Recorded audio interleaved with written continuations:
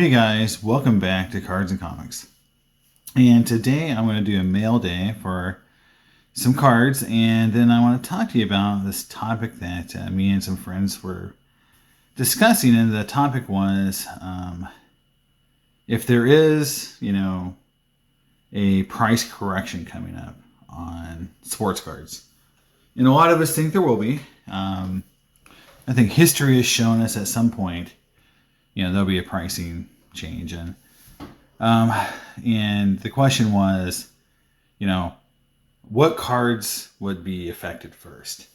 And how can you predict or think about your own collection if you are investing, or just from your own, way of thinking about buying? What would you buy today that will have the most chance of staying at value or going down in value? And so, as I was thinking about it, and as I'll open some cards up here, I think, my rule of thumb has always been this, and I'll preface it by saying this, that graded cards have altered how we think about value in the sports cards market. Graded cards have added value, but they've added what I call, in some cases, artificial value. And this would be,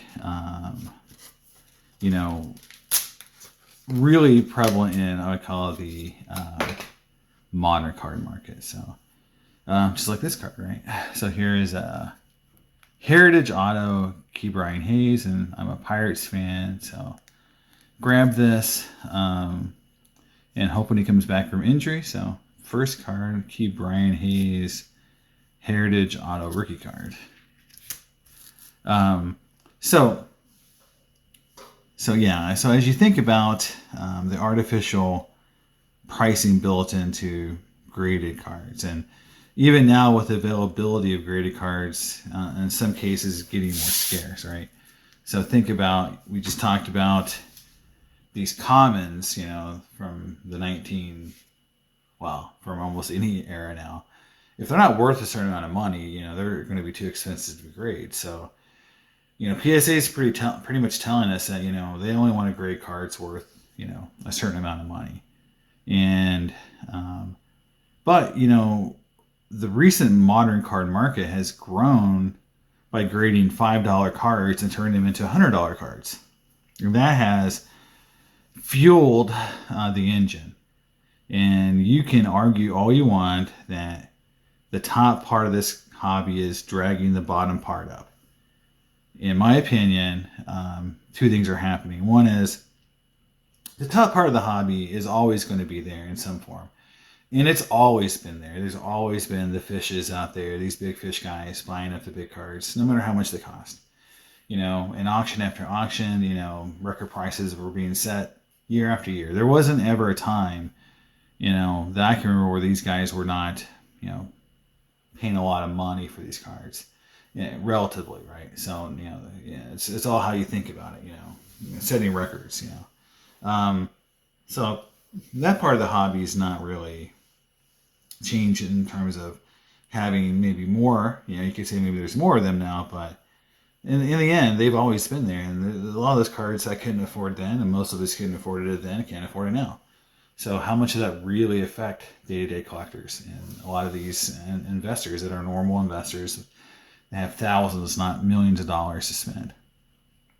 So, but the bottom part of the hobby where you could buy a pack of Prism football or basketball, get a card out of that pack, a normal card, not the rare one in every 400 pack card, get it graded, for, at the time, let's say, back in the day, $7, $10, $12. If you were bulk subbing at some point and it come back at 10, and all of a sudden you've got a $100, $200 card, and wow, you didn't really invest a lot of resources to turn that into a big profit. And then, when the base cards took off, like even the Kobe Bryants, I remember Topps Kobe's being $15. I remember LeBron rookies being, $40, $50, right? Now they're 9s and 10s, you're talking thousands of dollars. still a low buy-in, high reward. And so that's really what's fueled a lot of this, is that people could spend a little bit of money and make a lot if they got lucky and got the 10s, right, on these modern cards. Well, I think a little bit of that gravy train's over. So I think as we look at, the first rule I would say is that if your card that you're buying and speculating on has very little value outside of a graded holder, that card is probably going to be going down pretty soon in terms of, a price correction. Because if it has very little value, or the value between the graded version of it and the non-graded is basically the only value is when it's graded, then that really is artificial inflation of what that collectible really is, right? And the cards could even have value. My example that I would give of a card like that, here is another Heritage Auto, and this is Darlene Marte, again, ex-Pirate. Just like these autos. I think this year looks nice. I was actually thinking last year, 71 to look nicer than 72, but man, these 72 cards look really good. I am enjoying them a little better in 71, the 71 design. But back to the value here. Like, yeah, if you are buying cards and they're worth like $3 raw, but graded 150, yeah, that card could be overinflated and could be doing a huge price correction pretty soon. Because in reality, there's no demand for the card outside the holder, and that's the first flag I would say. How do you know that your collectibles are going to go down in value? Well, that's a good place to start. And my card example would be, the 81 Topps Larry Bird and Magic Johnson cards. Starting right there. They were worth something. $40 in an 8, maybe $150 as a 9. Now they went up to $2,000, and now they're still kind of hovering around something, over $1,000.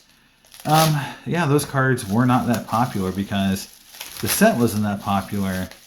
Now, should they have gone up in value over time? Yeah, a little bit, but I think you're going to see that cards like that, which were worth hardly nothing back in 2018, and then mostly through 19, and all of a sudden now they're worth, thousands of dollars, right? And that only in certain grades. I think they will be the kind of cards that go way down.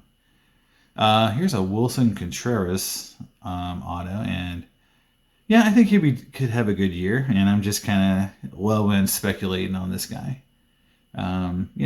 Just seeing if he might, do something this year to kind of, and his buy-in's cheap, so do a little speculating myself. Not much. You'll see that that's not a huge part of my deal, but if I see a player I like and I see his cards are really cheap, sometimes I just go out and get a rookie and throw it in the collection and see what happens. Yeah, so, I think that's, the second thing to think about is population report, right?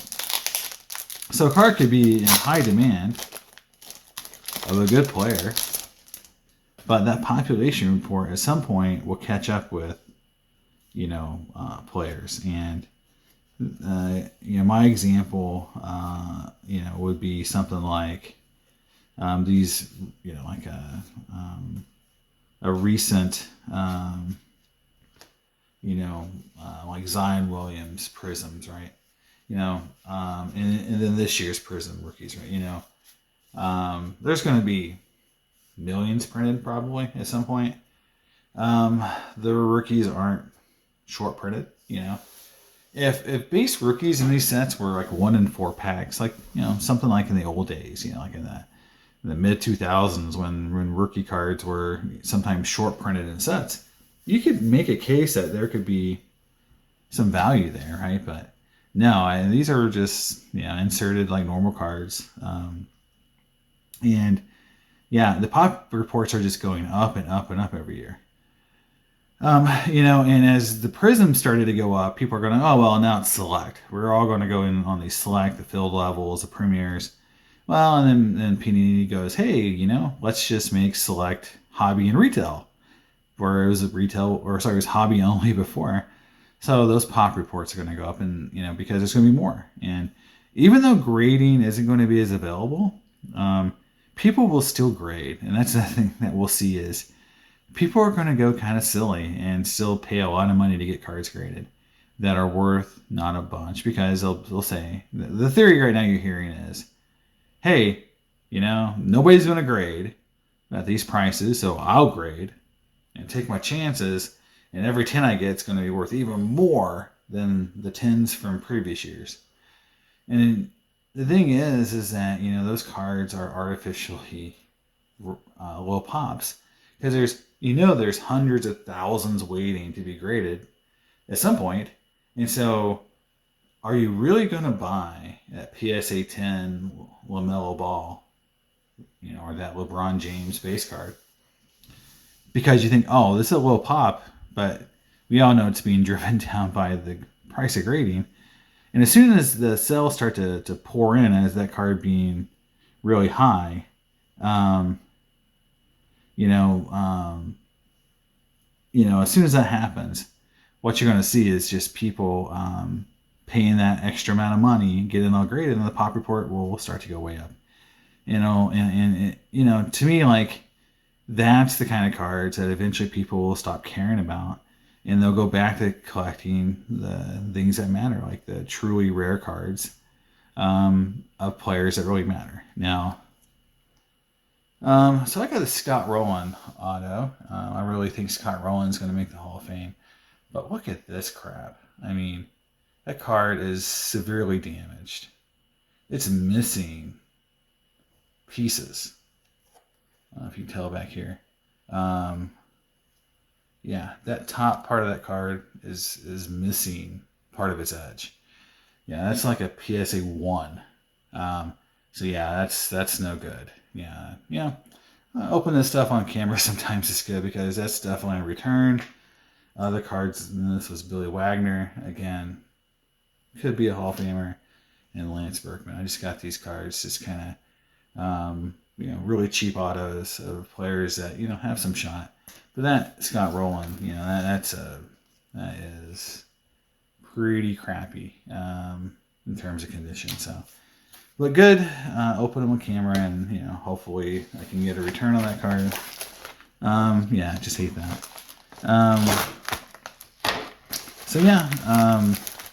And my biggest hope in the future is that people realize that grading modern cards only does one thing, and that's inflates the value in the short term to make the people who pay $2,000 for a box of Prism feel good and get some of their money back.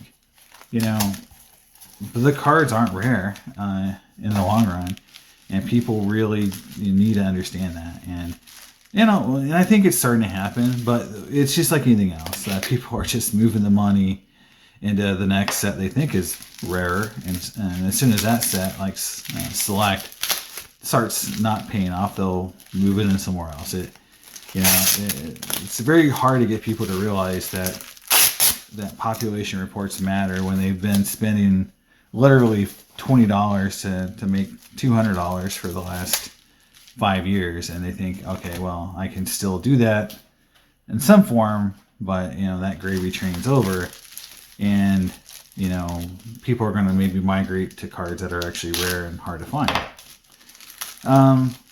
So another theory I've talked to a few people, and it's kind of maybe a little controversial, but this is kind of my theory right now, is that I really don't know what this is. This will be interesting. There isn't, when I look at the different sets every year or sports, and right now, say basketball cards are a little down from last year, from the new stuff, but football is way up, and baseball went way up, and all this. And this is what I think is that, and that people are kind of saying, collectors are more picky about what they're buying, and football is, got better return and this and that. Look, guys, that has nothing to do with it. Seasonality has nothing to do with it. What you're seeing in reality is that people are moving their money around. Like, it's the same amount of money. And so instead of buying the basketball card, they're buying the football card. And then when the next hot thing goes up, they're buying that. And so they're buying the Marvel, Marvel comic cards. They're buying soccer cards. They're buying this. They're buying that. They don't know what to buy. And they're just kind of following along. They'll be buying Pokemon cards at some point. Because that's what they think, they should be buying because they're an investor. They're just buying what's hot. And so I think what's happening is you're just seeing a lot of the same amount of money being just exchanged in different card sets or even sports or different types of cards. And there's not a lot of new money coming in. It's just the same money being moved around like a shell game. And so whatever money is not going in the baseball card market, it's going in the football market. Whatever money is not going in the basketball market, it's going into Marvel Premier cards or, whatever. That's, if you look at it, it's the modern market is just kind of like, not a lot. I don't think a lot of new money's coming in. It's just being moved around. And so people chasing that next hot thing to get the value that they're trying to get out of their cards, which means, them going up and them selling, is they're just chasing something that they'll never catch a lot of times. And another thing that you're seeing is that people aren't selling at the right time. And that's very difficult, but they're chasing, and then they'll get something that starts to go up in value and they'll hold it. And then all of a sudden the next thing becomes hot and then those cards go down or stagnate. And then they're like, okay, well, I thought this was going to go way up and nothing happened. And I think, as long as you understand that, that it's only hot for a certain amount of time and the tension of the hobby will shift, like somebody that has, very short attention span, the shift, to another sport, as soon as something pops up like the draft or something, hits the airwaves, that's all it takes. And so if you're in these markets, it's so fickle. And so to me, that's another reason why you can predict things dropping is all it takes is, one little thing for an entire sports market to kind of drop. And so if that's all it takes, that means that, those investors aren't really big believers in what they're buying. And so if it takes is one injury for Tatis cards to go crashing down, well then, maybe that's a good sign that that's a speculator market and it's due for a price correction. Is that all it takes is an injury to one of the big players, and people just start bailing because they need the money or they don't trust the market. Here's a Brian Hayes, and this came out of 2019, I believe. Let's see if we can see it. I'm not sure exactly. No, 2020. So this is Transcendent Bowman Transcendent, numbered out 25, rookie auto, and it's a cool looking card. And again, I'm a big Pirates fan, so picking up Brian Hayes where I can. We'll see how he does. I'm hoping. My Garrett Cole collection is really big, and so hopefully his time with the Yankees will allow me to sell off more of that collection. And I've sold off some of it. But yeah, I had a huge Garrett Cole and Tayon collection that I'm still working my way through. All right. Here we go. This is going to be interesting. So I bought this because, again, I'm very curious about, this set. In fact, I've got a bigger, people and their tape. Always fun when you just randomly tape every part of the package. So this is a set, again, that I missed. So I collected heavily in 90s, from 90, let's say from 86 to 95, 96. I was heavy. 97, 98 was kind of my last big years because I went to college. So, for some reason, this set I didn't get hardly anything from. I got a partial set I bought, but I didn't get into the opening of the set because by 95, after the 93 Finest and 94 sets hit, people kind of hoarded. And so you started seeing hoarding back in the days. So this is 95 Bowman's Best set. So this is a 95 Bowman's Best pack. This 95 Bowman's Best set was hard to find, for me anyway, back where I was located in Oklahoma. Could not find it. Very difficult to find. And then when, the two big rookies in the set, Vlad and Andrew Jones took off, it really made this product, almost impossible to find. And I actually just purchased a full unopened box of 95, and I'm debating whether or not I should open it or if I should just keep it sealed, because I think Scott Rowland's going to make the Hall of Fame, and I think, between Vlad and Scott Rowland, there's two Hall of Famers in the set. And, and plus it has a bunch of really cool refractors. And obviously, the Griffey I just purchased, but, I still need the Frank Thomas, and I think, and I just purchased the Scott Rowland refractor from the set. That's how much I believe in Scott Rowland making the Hall of Fame. And that's going to be, maybe I'm right, maybe I'm wrong, but I do think that's what's going to happen. So here's a pack, and I'll probably open this pack and share it at some point. So there you go. And last package here.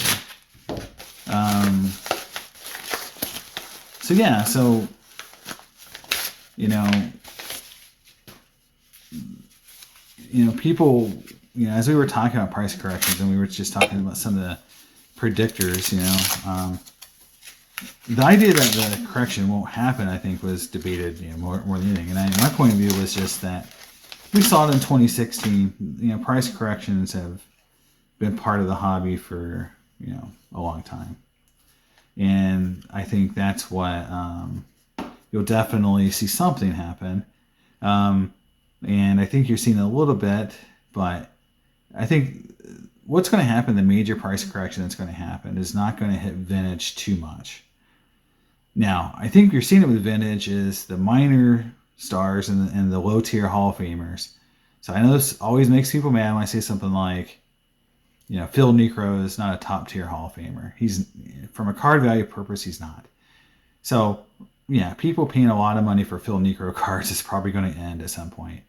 The speculation on non-Hall of Famers like Don Mattingly and Dale Murphy, as it becomes clear they're not going to make the Hall of Fame, those cards I think are going to go down. Darryl Strawberry, Doc Gooden, they were cool players, great players, but they're never going to make the Hall of Fame. And I think that kind of, those things you'll start to slowly see that speculation die away. I think the major correction is going to come in the modern hobby, because you just can't sustain. You can't sustain every card of every rookie being, so expensive. So this is my, my next, thing. I think the next big sign is this. And the reason why history's told us this is what's going to happen. In football and baseball, and basketball to some extent, basketball seems to really allow their players to struggle for a long time before they actually make a price correction. And baseball does a little bit too. Football has no mercy. So we'll put that out there. Football has no mercy. If a player struggles for 1 or 2 years, doesn't matter what position, you pretty much are guaranteed that the team's going to make the decision pretty quickly to cut ties or cut bait. And so football is brutal. If a player doesn't perform, they're out pretty quick. Doesn't matter where they were picked. Now, baseball, if you're a first-round draft pick, you get lots of chances. So, but I think what you're going to see the next 3 to 5 years, and something that we're slowly beginning to see a little bit of it, but I think you're going to see this happen, is some of these big-time rookie studs are going to fail. Big time. And the failure could be getting hurt and not really recovering, or just not playing well, not playing at that superstar level. And it's already happened in football. I mean, in football, we had the Reggie Bush era, the Matt Leinerts, the Vince Youngs. If you're buying exquisite back in that time period, you're paying just a ton of money for those cards. They're worth nothing today. Andrew Luck, Robert Griffin III, Michael Vick. All this has already happened. Okay, Cam Newton. This has already happened Jameis Winston.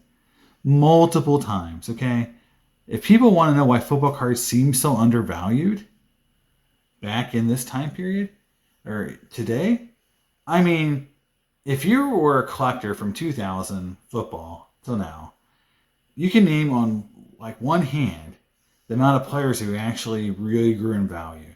And the ones, if you speculate on every big rookie every year, you would be in such a big hole, money-wise, that you can never recover.